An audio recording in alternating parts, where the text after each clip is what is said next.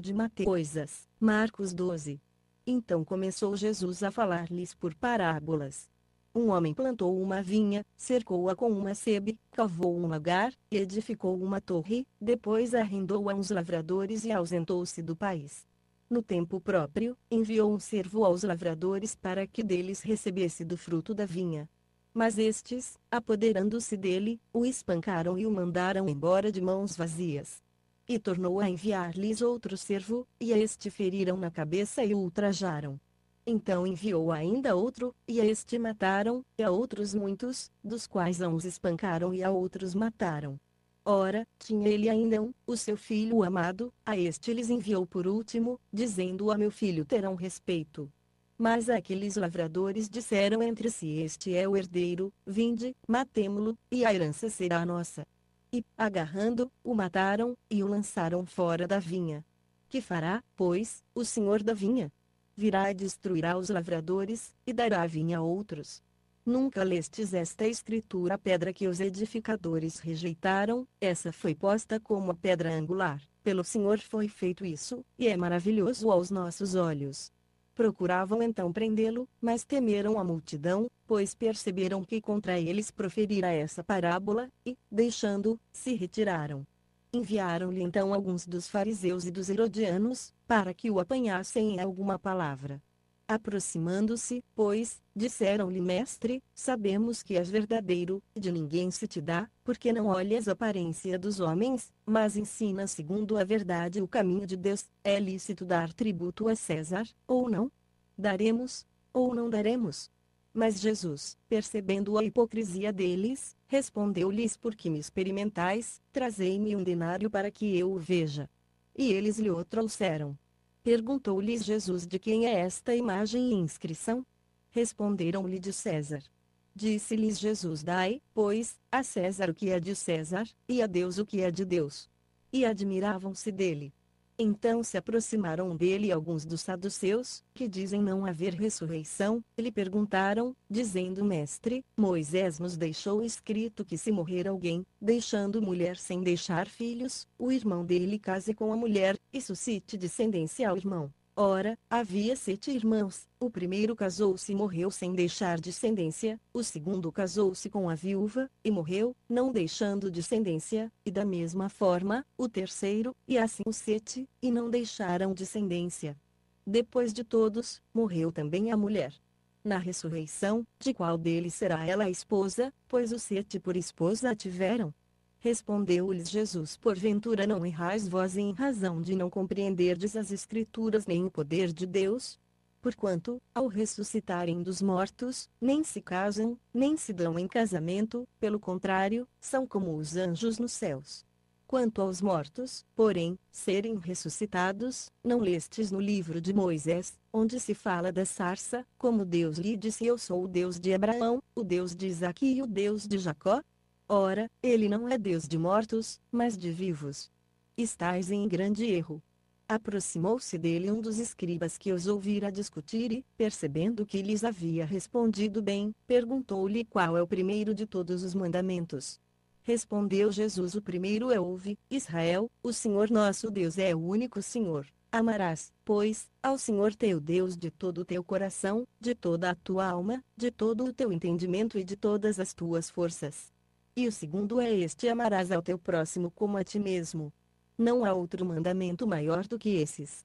Ao que lhe disse o escriba: Muito bem, mestre, com verdade disseste que ele é um, e fora dele não há outro, e que amá-lo de todo o coração, de todo o entendimento e de todas as forças, amar o próximo como a si mesmo, é mais do que todos os holocaustos e sacrifícios. E Jesus, vendo que havia respondido sabiamente, disse-lhe: Não estás longe do reino de Deus. E ninguém ousava mais interrogá-lo. Por sua vez, Jesus, enquanto ensinava no templo, perguntou como é que os escribas dizem que o Cristo é filho de Davi.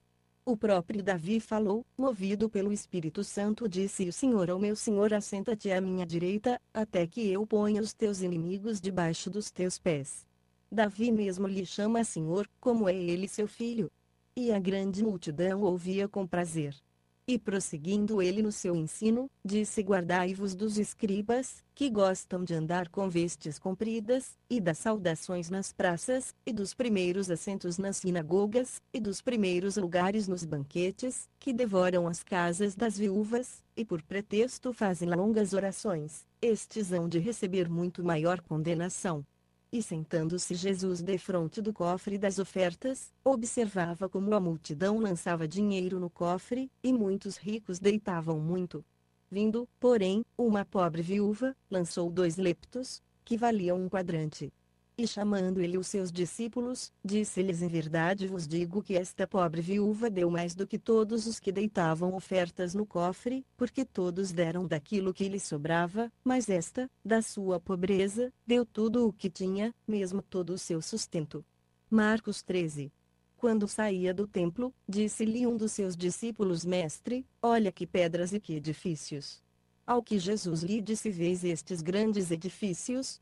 Não se deixará aqui pedra sobre pedra que não seja derribada. Depois, estando ele sentado no Monte das Oliveiras, defronte do templo, Pedro, Tiago, João e André perguntaram-lhe em particular: dize-nos, quando sucederão essas coisas, e que sinal haverá quando todas elas estiverem para se cumprir? Então Jesus começou a dizer-lhes: acautelai-vos, ninguém vos engane, muitos virão em meu nome, dizendo sou eu, e a muitos enganarão. Quando, porém, ouvirdes falar em guerras e rumores de guerras, não vos perturbeis, forçoso é que assim aconteça, mas ainda não é o fim.